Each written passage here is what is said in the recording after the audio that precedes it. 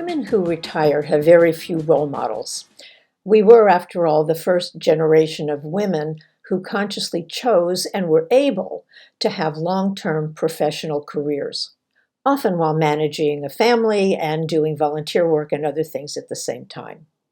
We had to figure things out and make our own way, defining and redefining ourselves many times during our careers.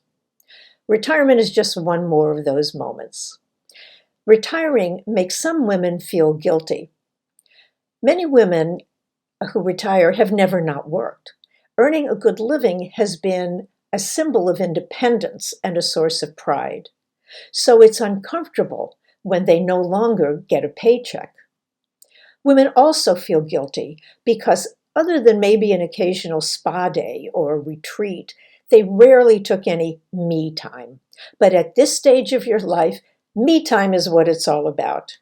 You get to decide what you want to do and design your life to suit yourself. You've been taking care of other people's needs and demands for most of your life. It's not selfish to concentrate now on what you need and want. You've earned that right. This sometimes leads women into a trap that may be familiar to you.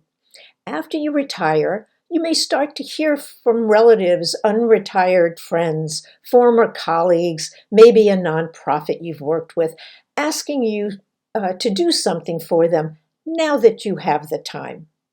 People assume that once you retire from work, you have nothing important to do.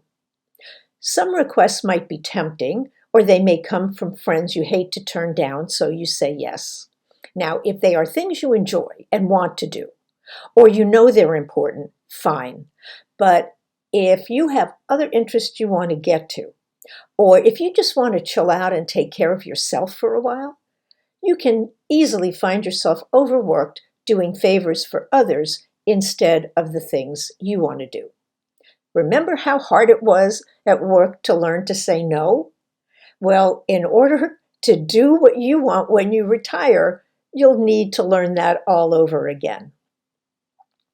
Now, women have also dealt with sexism throughout their careers, but retirement compounds the insult with ageism. Ageism and sexism are perversive in our society, and together they can be toxic. Women are still judged by their looks, and our society favors youthfulness. Not that young women have it easy, but the slights and barriers are intensified when sexism and ageism combine. Many retired women also experience a sense of invisibility.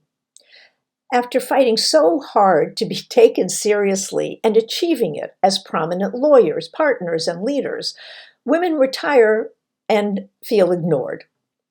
They may not be treated like frail little old ladies, but they're also made to feel not very relevant either. They become pips, previously important persons.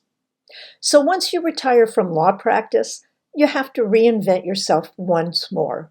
This time, though, the main stakeholder is you. You can define yourself and live your life the way you want. You can develop the style that makes you feel best. And you can maintain your confidence because you know how much you've already accomplished and how many strengths you'll be able to draw on as you design a fantastic future.